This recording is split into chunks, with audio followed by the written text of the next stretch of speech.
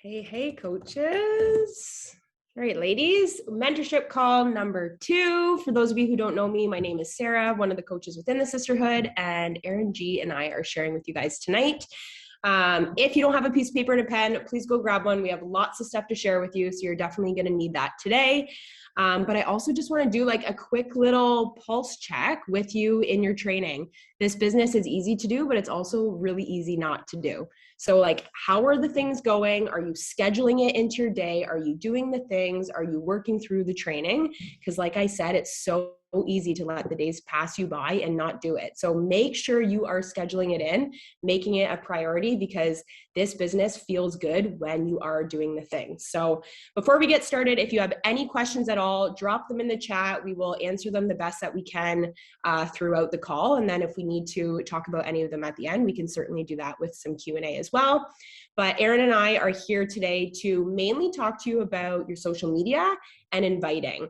The first thing that I'm going to talk to you about is your bio on Instagram. So you are just starting a business. You're probably transitioning your social media from like just sharing about yourself sometimes, probably lots about your kids and your family, to running a business, right? And it's really important that your Instagram and your bio really reflects that, especially for the people who have already been watching and following along with you, so they know what's going on, but also for the people who are going to be new to your page, right? New people you connect with, friends of friends, people that you meet on Instagram. You want to make sure that they know you're not just working out on Instagram, like there is something that they can join and you are running a business. So the first thing is like your Instagram handle, like is your name Sarah_47XO_, like make yourself easy to find. So the people who you're connecting with, they can go back and they can find you, right? Like make yourself accessible. Another thing is like your profile picture, right? If it's like a picture of you and your entire family, consider making it just you. Consider making it a picture that when your bubble is at the very top, it's going to catch people's attention and they're going to want to click on it. They're going to want to watch your stories. You want to make yourself like at the forefront of the people who are following you. But the biggest thing is your bio, right? So for people who are coming to your page, how do they know that, you know, this is something that you can join, or, you know, you are running a business? And that is that little caption underneath your name and your picture where you get to tell people that. This is really the space where you can start to differentiate yourself between you and the 400,000 other Beachbody coaches. This is where you really get to show like the unique side of you and what you offer differently from like even just the other coaches on this call. So one thing, please do not like write in your bio, I'm a Beachbody coach and like here is my link, right? It's not that we want to hide that we're with Beachbody. We love Beachbody, but that is just the vehicle that we are using. As coaches, you are so much more than Beachbody. That is a very small piece of it. So don't like tag that as yourself in your bio, but instead ask yourself, like, how can I share who I am and who I can help in a way that makes me different from everybody else? You know, a statement that a lot of coaches use, we learned about it on one of the trainings, is I help blank with blank. Who are you helping? You are helping people who are just like you right now, right? Like I help working moms, I help single moms, I help women in their 40s, like whoever you are with blank. And I remember when I first started coaching, I'm a special needs mom, and I'm like, I don't want to just put that in my bio because I don't know a lot of special needs moms. And then are other people going to want to join me? And I felt like it was really going to like pigeonhole me to just that. It doesn't mean that only those women that you're classifying in your bio are going to be the ones to join you. But the hope is that when people just like you come to your page and they see your bio, they see themselves in that. They're like, huh, okay, that's me. So maybe some of the other coaches who have been around for a bit, even if you want to throw in the chat, you know, an example of your I help blank with blank, just to give ideas. But at the same time, like you don't just want to copy what other people are saying, even if it does sound good. Like truly ask yourself, who are you helping? You, right? The version of you, basically. Who are you helping and what are you helping them with? And get really clear with that and have that in your bio. The next thing I wanted to talk to you guys about is your consistency in your stories. Our story, like I did not share stories before I started coaching. So if this is brand new to you, like it is a big step, right? At sharing. It's not just like one post. This is you sharing throughout the entire day. But really your stories have two purposes. You get to show the consistency in your journey. That way the people who are watching you, they're like, huh, okay, like she is still showing up. She is still doing the things. Like this is how you are showing that you are someone who is reliable as they watch you over the months to come. But it's also a way for you to build connections, right? And building connections in ways that aren't fitness, nutrition, routine, mindset related. So yes, it's super important for us to be sharing our workouts and our nutrition and things that we are doing with our own personal journey and the things that we're learning along the way. I mean, a lot of people probably just tap through that, which is okay. Us sharing those workout clips, it's showing that we're showing up constantly. And that is your accountability factor, right? Like there is you getting out of bed, knowing your people are expecting you to be there with your Energize at 5:30 or whatever your time is. It's important that we're sharing that so we show that we are reliable, but it is even more important to use your stories as a way to like give people a sneak peek into your life and like what makes you you. Don't just post your stories in the morning and snap a picture at your breakfast and then disappear until the next day, right? That doesn't make you different than any other Beachbody coach. We're all doing that. Look at our team of 500 sisterhood coaches. We're all posting our workouts every morning. But what are some things that you can share in your stories where people are going to connect with or you're going to talk about? Most of my DMs, like if people are commenting on my stories, usually have nothing to do with my workouts or nutrition. Usually it's something, you know, I'm doing with my kids or an adventure that we're on or something completely not related to health and fitness. So think about like those parts in your life that you can share as well that are also going to help you build up those relationships. You know, something like a reno in your house, right? Walk people through that. Give them a reason to come back to it. I remember when Erin bought her lake house. What was that, Erin? Like a year ago? You know, she like constantly was sharing that this was coming. Her buying pillows at the store. And it's like, you wanted to click on that bubble. You wanted to see the progress. You know, your kids have a birthday party, like lead up to that. Give people a reason other than health and fitness to come back and watch what you're doing, but then let them see your consistency through your workouts while they're also checking out those other things. So stories are a really great place for you to just give the behind the scenes view of you and your life and what it is that you're doing outside of just health and fitness alone. The next thing I wanted to talk about is being authentic. It's so easy to want to only show the good in your journey, especially when you're starting, right? You want to inspire people. You feel like you have to have a transformation. People are only going to want to join you if you have results. And I remember feeling that in the beginning, like only wanting to share the good things. Like if I fell off the wagon or I wasn't successful with something, I didn't want to share that with people because why would they join me, right? That was kind of my mindset then. But it's really important to share the good and the bad because this is what makes you relatable, right? Like authentically sharing your journey and where you're at is way more powerful than only ever showing the good, right? It allows them to know that you are human. It allows your followers to know that, you know, they don't have to be perfect in their journey to be successful. Like truly show them all of your ups and downs. And, you know, I've seen coaches before who only share, you know, they'll share like the negative things sometimes on repeat. And like, that doesn't serve you either, right? Like if you're sharing something that you're struggling with, what are you struggling with? How is it making you feel? But also, how are you solving it, right? And like share how you are changing this or how you're flipping it to inspire the people to make those changes as well, or just to show them like we are human and we are constantly growing and evolving through this. An example, like I shared a transformation picture yesterday or the day before from my first 15 days in the body challenge and like completely shit the bed on my nutrition. Sorry, Nora.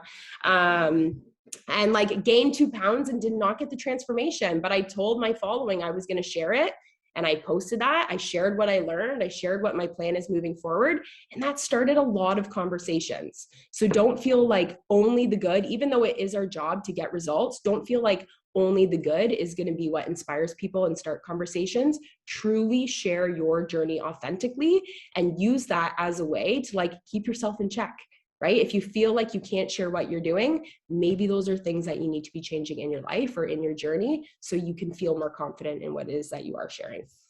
The next thing that's kind of related to that is like, we are not experts, right? I'm sure there are some like fitness, nutrition people with experience, but I would say like 99% of us are not experts, and we don't need to be, nor are we claiming to be, right? We have the experts from Beachbody that are creating these nutrition and fitness programs and the products. That is what Beachbody does for us. We just get to share that vehicle. So never think that you have to be an expert or have everything figured out or have everything perfect to be able to share. And also don't share it that way if it's not something that you are an expert in. You know, our job truly is to share our journey and to inspire people to come along this journey with us. And that should be kind of the theme behind your messaging with a lot of things, whether it's your posts or your stories or conversations or your invites. The message isn't like, hey, look at me, I'm awesome, let me show you how to do this. It's come do this with me. We can learn this together. Let me teach you what I've learned along the way, and we will go through this journey together. That message is way more powerful. Next thing I want to talk to you guys, and if I'm going fast and you have questions, like please drop them in the chat, is your dirt list. And I remember when I first heard the term dirt list, I was like, I don't have a lot of people in my life that would buy dirt off me, like my parents, my sister, like maybe my best friend. But like your dirt list is, if you saw it in the training, your dirt list is a list of people in your life who already do know, like, and trust you. And don't necessarily think of it as people who would like legit just buy dirt off of you, but like people who know you, people who you would see like in the grocery store, you make eye contact, like you're going to stop and say hi to them, right? So start to think of these people because they are the ones who are going to join you, right? It would probably be fairly rare for you to have a completely random person on Instagram join you in your first couple of months of coaching. I mean, you might get lucky, but you haven't built up any credibility with them. They don't know you yet. But the people that have known you your entire life, or the people that you work with, or the people that you see regularly, they are going to trust your excitement in what it is that you're doing. They're not necessarily trusting the results that you're getting, but they're trusting your excitement. And if that's a change that they want for themselves as well, they are going to join you on that journey. So start to make this list of people, like 100 names if you can, family, friends, people from high school, your neighbors, your kids' parents from hockey. Like think of all of the different areas in your life, all of the people who already know who you are to some degree, and write their name down. Because those are going to be the people, especially the ones that you're really close with, that you're going to be inviting to join you in the beginning. There are going to be a lot of names on there. I hope that you're like, oh, I haven't talked to this person in a while. Don't not write their name on that list just because you haven't talked to them in a while. And while they might not join you right away, use this list as kind of like a guide of people to start conversations with. I still go back to my dirt list. I'm like, okay, you know, Megan from high school, like I've talked to her maybe once since I've been coaching, but like we used to play on all the sports teams together. I'm going to make a point of continuing to build this relationship with her. So not only use this list as a way to know who to invite right off the bat while you are gaining credibility in this space of coaching through your journey, but also use it as a list of like, who should I be talking to? When the bat says to go engage for 30 minutes, like, who are you talking to? Talk to these people on the list, like get into conversation with them again. And then continue to add to it, right? Like 2 years from now, like you're still going to have people on that dirt list that haven't joined you. Right? Like I still have probably half of my list that hasn't joined me. And there's been a lot of names that I've added along the way that I've thought of, or, you know, that I've bumped into. Continue to add to this list, use it as a tool, use it as a guide as you move forward. And ultimately, like with these people, with this list, with your social media, with sharing authentically, with all of these things, the goal is to build relationships. Whether you already know them, right? And it's just like reliving or like bringing that relationship back to life. Your goal is to build relationships with as many people as possible, build connection, you know, just be in conversation with them. And this also goes with people that you don't know on Instagram, right? The people who you know, it's easy to have conversation with. Hey, how are you? It's been a long time. The people who you don't know at all, whether they're a random person from Instagram or they're a friend of a friend, or you really have never talked to them, you can start to get into conversation with them based off of, you know, the things that you are sharing in your stories and on your posts. But a lot of these things are probably going to come from your stories. You sharing adventures with your family, a hobby, something that you're passionate about, you know, maybe something related to your health and fitness, but use all of these things to really focus on building relationships, because this isn't a fitness business. Like, this is a relationship business, and people are going to join you for that reason, not necessarily because of you showing up every day at 5:30 doing your workouts. So anyways, I'm going to pass it off to Erin, and she's going to talk a little bit more about like the tactical inviting. All right, guys. So I wrote myself down a ton of notes because I have a mean case of pregnancy brain. I don't know if anyone's ever been in my shoes, but like, I don't even remember my own name right now. So let's dive right in. I could seriously talk about inviting for the entire hour. I could go on for 2 hours. So please drop your questions in the chat. If there's anything that you want to know that we don't get to, please feel free to carry that into the Coach Mentorship Chat Pod, because inviting is probably everybody's biggest challenge with this. Like, hands up if you're like a little bit nervous to invite. Okay, you can be honest, because like I was totally scared. So yeah, so I'm going to focus a lot on that. So for starters, I want to talk about what you're inviting to. So chances are you're all sitting here, you were all probably invited to some sort of challenge group. And so I want you guys to start thinking about creating your own challenge groups so that you can confidently approach your invitations to women and say, like, I'm starting this group for busy moms on March 1st. I would love you to do this with me, rather than saying something like, you want to work out with me? Do you want to come into my community? Like, how much more powerful and effective do you feel it is if you say, like, on March 1st, we're starting this. It's for this type of woman. I think that it would be a perfect fit for you. So I want you to start thinking about challenge groups, running your own, not hiding in the shadows of your coach's challenge groups or other coaches' challenge groups. Because if you're inviting people, they want to see you showing up. So it's important that you have a plan for what you're doing. I like to look at like the next 3 months, 6 months, and 9 months and kind of figure out a little bit of a plan, especially when it comes to marketing on Instagram and Facebook, because I really want my posts to be targeted to what I'm promoting, right? So if I have a challenge group coming up, most of the posts that I'm going to be putting out this week are going to pertain to that somehow, right? Or if I have like a what is coaching call coming up, my posts for the week are going to pertain to that. So you really want to start having that kind of like business cap on, thinking a little bit more business oriented in the way that you're posting. Like, this isn't just like I'm just going to post this because I feel like this. Like, no, have a plan, have a challenge group in place, and you can even start to think about teaming up with other coaches to run really successful challenge groups. So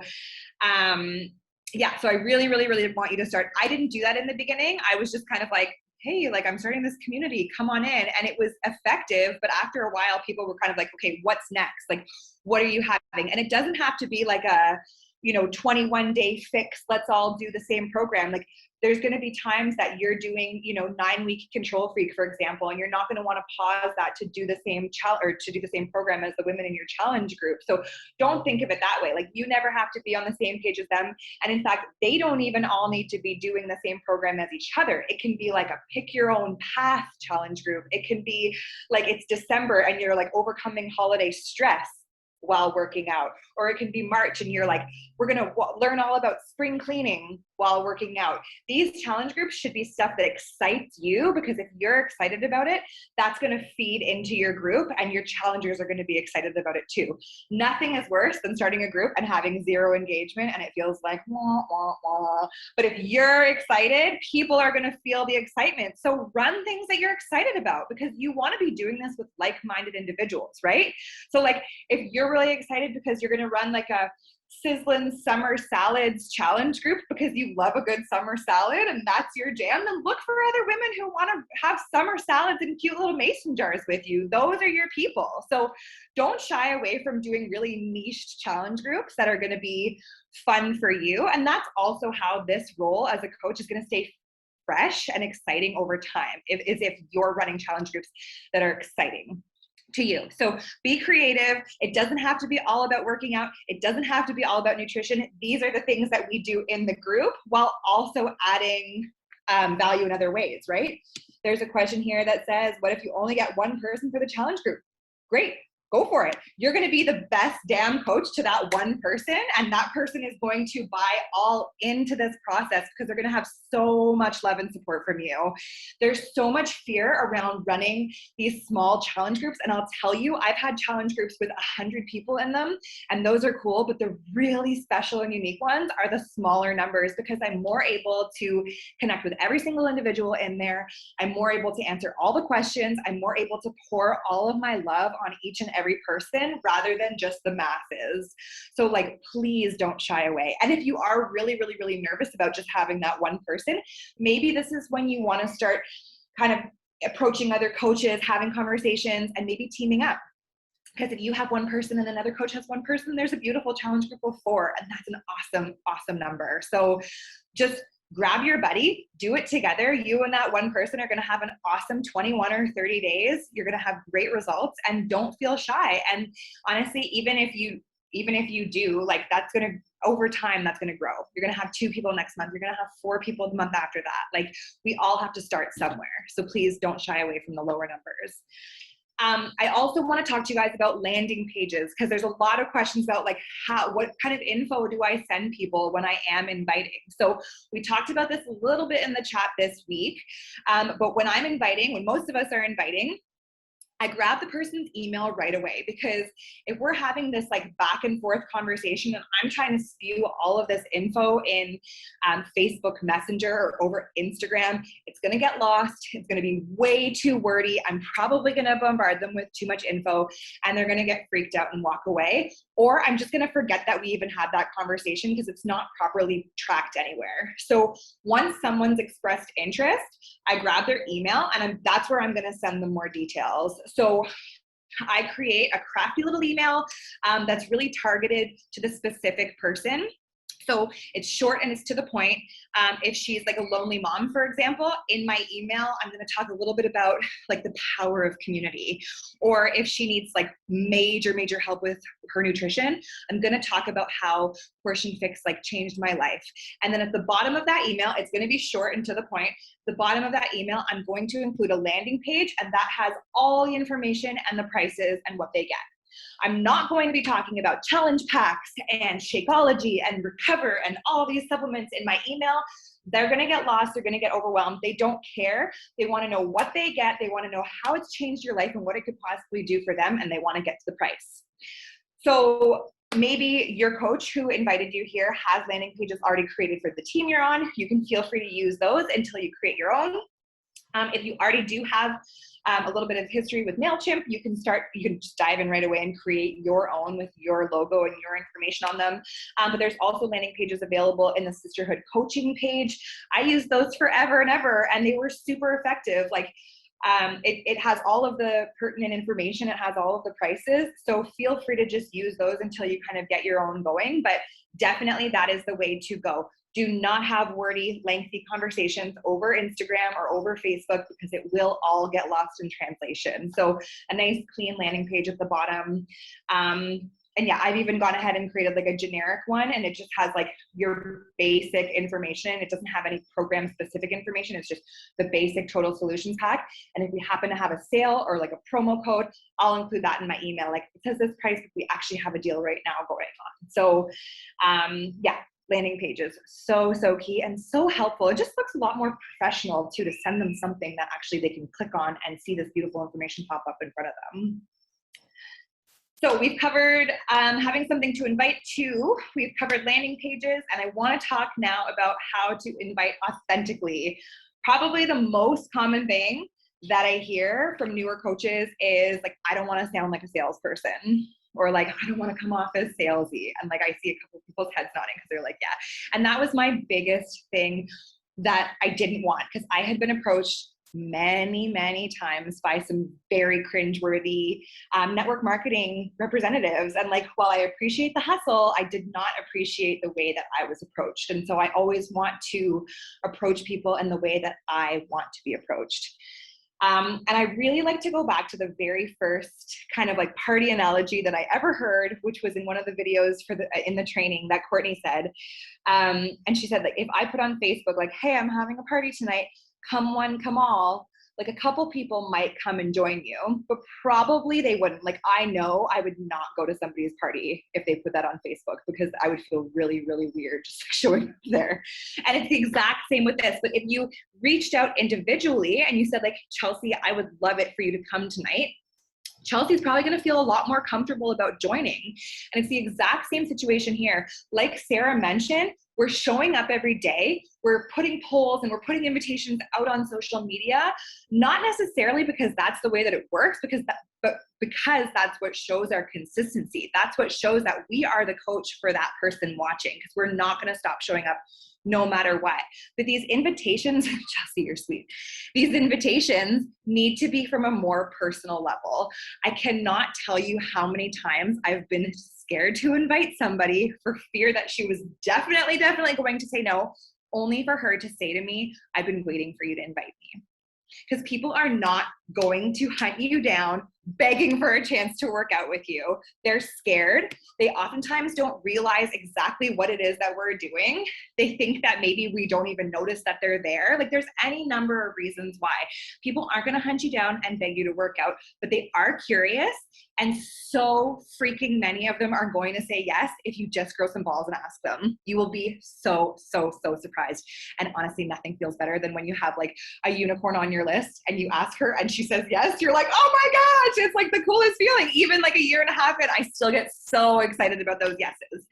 And if it's a no, okay, next. So we've covered your dirt list, and those are the people that you can probably have like a little bit more of an honest conversation with and just be like, just freaking do this with me. Like, I really want to do this with you, because those people know you. And like Sarah said, they already like and trust you. So the way that you're going to talk to them is probably going to sound a little bit different than people that you haven't talked to in years and years and years, right? But for people that you're not as comfortable with, there's a few things that I like to do to be a little bit more authentic in my invite strategy. Because like I said, I want to approach people the same way that I want to be approached. And like, if someone just finds their way into my inbox after not having talked to me for 15 years and asks me to buy something, I'm like, no, sorry. Like, but if you ask about my life and my kids and you strike up conversations and you try to like get to re-know me, this feels really good. So I approach all my new conversations and all my new connections the same way that I want to receive it. What else? I said, like we said before, like Sarah said before, this is a relationships first business. So striking up the conversation, asking them things like how they've coped during COVID, how their kids are doing, like how are they feeling about the state of things, like what's happening in their lives. The biggest mistake I see people make is rushing to that invite. Like, I get so many messages like, can I talk to you about a business opportunity? Like, you don't even know my name. Like, no, you can't talk to me about this business opportunity. These invites do not have to be rushed.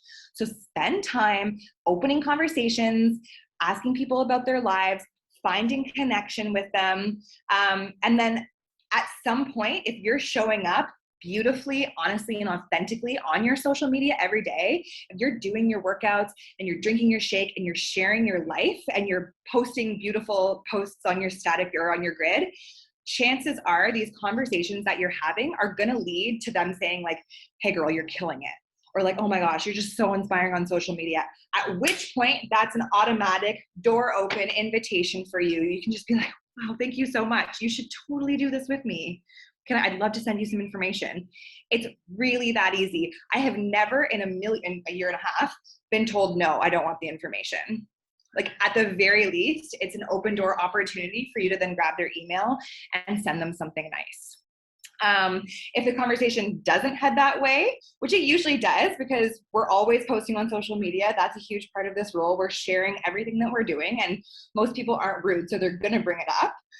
But if the conversation doesn't go that way, that's when you just start to dive a little bit deeper. Like, find things that you can connect on, find that commonality between you and them. So like, maybe you're both single moms and you can like talk about that and how that was hard on you during COVID. Or like, maybe, you know, you're special needs moms and that's something that like a lot of people want to connect on. Or maybe you've both experienced infertility and this journey has been shared publicly on social media. Like, try to get a little bit deeper allowing this know, like, and trust to happen naturally for them, okay? Because you really want them to start bringing their guard down.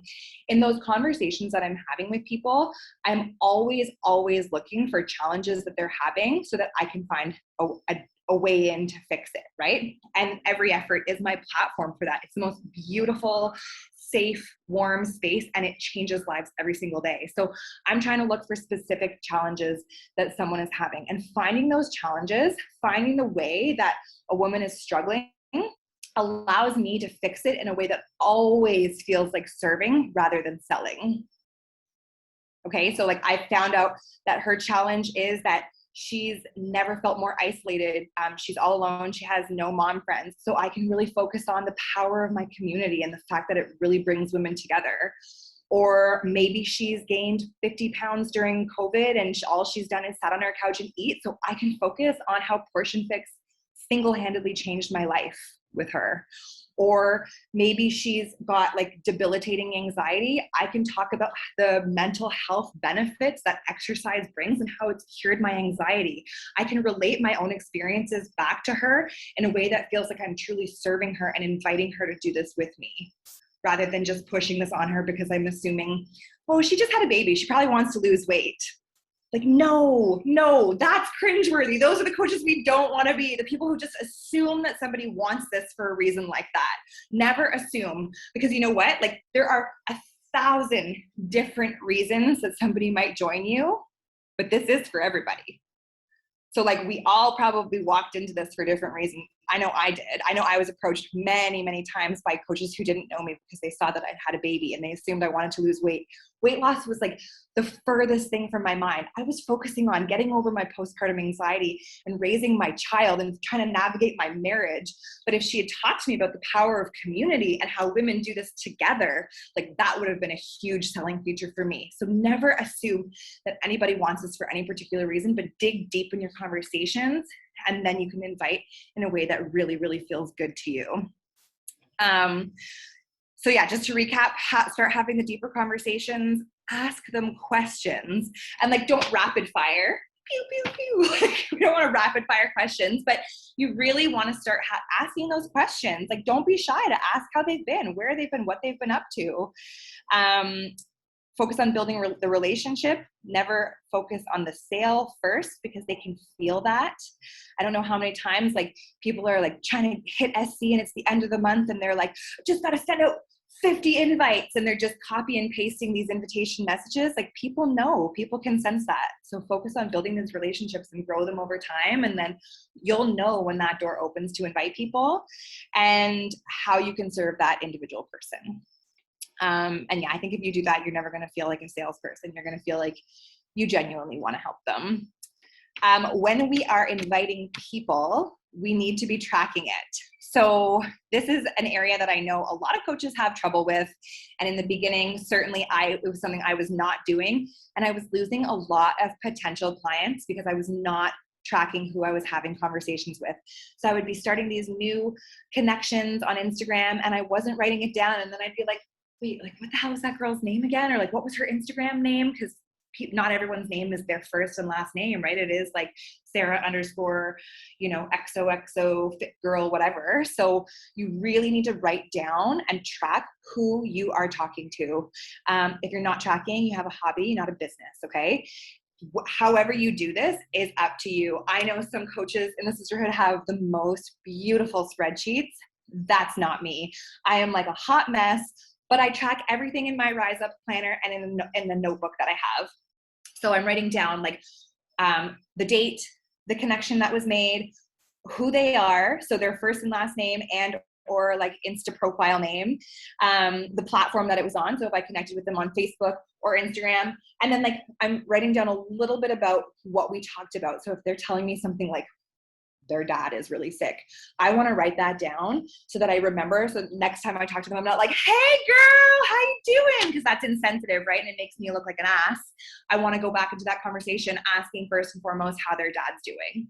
So write down a little quip about what's going on specifically in that conversation that you had and track it. Like I said, you don't have to have a beautiful spreadsheet. I know some of you probably love that type of stuff. So if you do, please start it right now. But this is also going to be an incredibly helpful tool when you are circling back to re-invite people. You're going to be like, oh yeah, her and I had this amazing conversation. Maybe it was a no at the time, but I can circle back, re-engage in this conversation, and maybe re-invite her, or just to go back and follow up with people and, continue to build those relationships, ask how they've been doing, follow up about their dad, follow up about their kids going back to school. You really, this is just the best possible tool for you to continue to grow your network. We are in the business of growing our network. So track. Set the bare minimum for new connections every single day. So maybe you're a super, super busy person. If you create 2 new conversations every single day, that's 60 new connections that you've made in a month. But if you're not tracking that and writing down, I'm not going to remember 60 people. I don't even remember my own name half the time. So you really, really need to create a list, create some sort of method for yourself to be able to remember who these people are. The next thing I'm going to talk to you about is objections. Everybody's least favorite part of this business is objections. I know the coaches that I have invited to join us here this month are like, oh my gosh, I'm sending out all these invites and nobody's biting, or they're telling me no, or whatever the case may be. We all get objections. And I guarantee you that the most successful people in this entire industry get the most objections because they're sending out the most invitations. So even, you can be the biggest invitation pro. You can walk into this with all of the confidence in the world, but the bottom line is you're still going to get no's. A no is not a no forever. It's a no for right now. When I started, I was just getting no's left, right, and center. I had to really find my way. I had to really find my confidence. And when I did, I stopped getting so many objections, but I definitely still get them. And I really, if I could leave you with nothing else other than this, I want to encourage you to allow the no's to happen, to allow the objections to happen, and to even allow the ghosting to happen to you without it compromising your courage as a coach. Because I see so many amazing, talented women walk into this business and they're told no a few times, and then they go, oh, this really isn't for me. Clearly I'm not doing something right. Oh, I suck at this. And their confidence just goes, and then they quit. I really, really encourage you, allow it to happen and use it as a stepping stone to get better at the process of making these connections and at the process of inviting people. I really just want you to look at it okay, next. The thing is, right now, I feel more than ever is the online world is really, really, really saturated with people trying to get everybody to buy something, right? I don't know about you guys, but during COVID, I was getting 5 virtual party invitations a day. It was absolutely crazy. And I feel a lot of those people are kind of here today, gone tomorrow.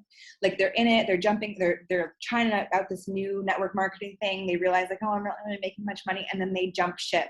And people know this to be the case. And so they feel when they see just another girl starting just another business, it might be the same. These people are watching you, making sure that you are the real deal. They're making sure that you're legit, and they're making sure that if they join you, you are not one of those here today, gone tomorrow girls. And from the very beginning, I said, I couldn't give a damn what you do, whether you join me or not. I'm still going to be here doing my thing. And I cannot tell you how many women told me a flat out no, never going to happen, leave me alone, probably block me, I don't even know, only to 6 months later come back and join me. And a lot of them are even coaches on my team now.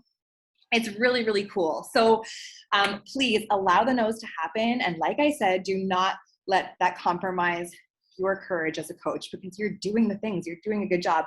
And whether that person joins your team or not, you're still going to show up every day and focus on your own journey.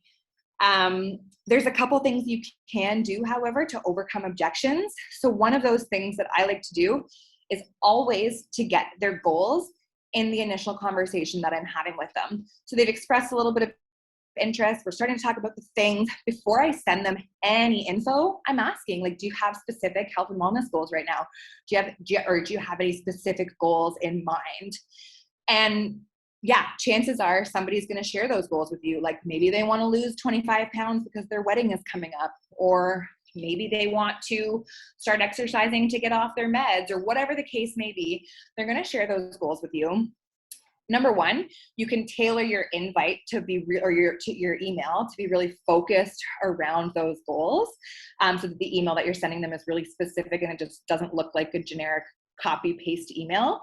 But number two, you can actually use those goals back to them if they tell you no. So like, somebody reads my email landing page, I follow up with them, ask them how they feel about the information that I shared with them, and they tell me a no. Maybe they say it's too expensive.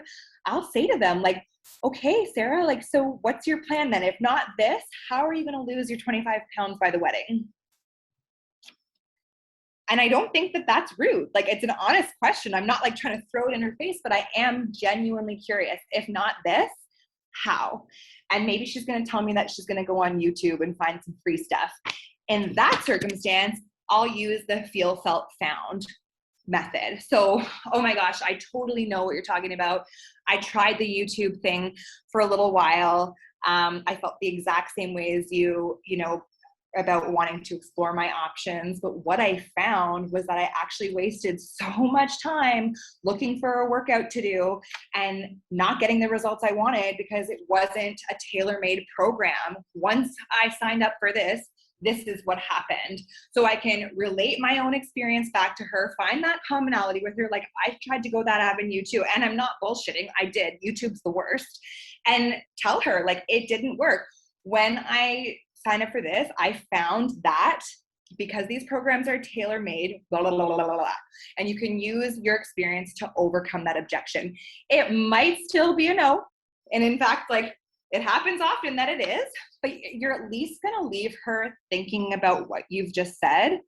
And you're leaving that door open for future conversations, right? Because like, if you check in on her a couple months down the road and she still hasn't started those goals, there's an opportunity for another invitation there. Like, I don't ever invite one to get a no and close the door on that person unless they block me.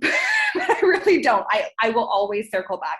And if I have tracked and if I have written down her goal, and I have a record of that, I can follow up specifically and let her know that I'm still thinking about her.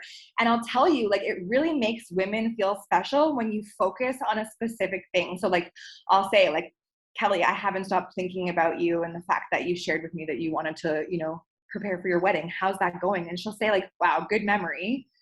You know, I have like 6,000 people on my Instagram, but I remember her goal. It makes her feel really special. So just a little tip. So once again, get their goals. And like, we're not the expert, but don't shy away from saying, like, what are your specific health and wellness goals? Because all of your clients are going to be different. So you really want to know exactly how you're going to be supporting that woman. So ask them that question, and always you can relate it back to them if it is a no, and then go with the feel, felt, found. It is so, so, so useful. And I think the last thing that I need to talk about are bod groups. By now, you guys should have all opened up your own bod group. There's a few reasons. You are absolutely free to use that as your community. A bod group, if you don't know, is like Beachbody's own social media platform. So you can create your challenge groups directly on the app right in there.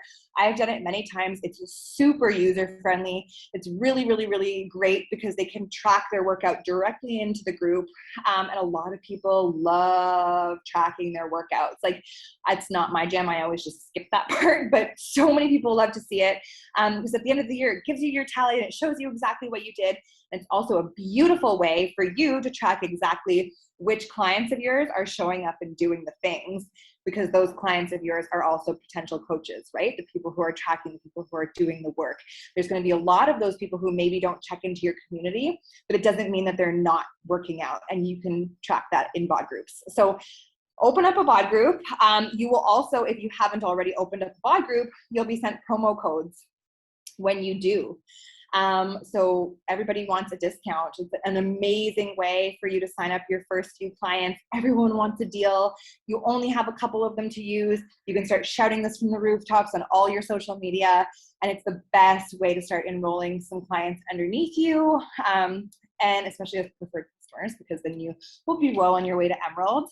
And also for a lot of the recognition programs, you're going to need to have one open. So even if you decide to run your community in Facebook and you're not going to be using VOD groups, you still need to have one open in order to qualify for a lot of different things, and certainly like prizes and giveaways and stuff within the Beachbody coaching community. So open one. If you don't know how, you can Google VOD groups, Beachbody FAQ, and it'll walk you through. Like I said, it's super easy. It's right there on Beachbody On Demand. You don't need to have a fancy logo or any of that stuff created. It can literally be like Kirsten's VOD group. That's the name of it. Just go ahead and open one tonight and start playing around. You might find that that's exactly where you want to run your community. Like I said, I'm proficient in Facebook, and I still like to run challenge groups in there from time to time. So don't shy away from that at all. I think that is all that I have for you guys tonight. If you have any questions, you guys can drop them in the chat.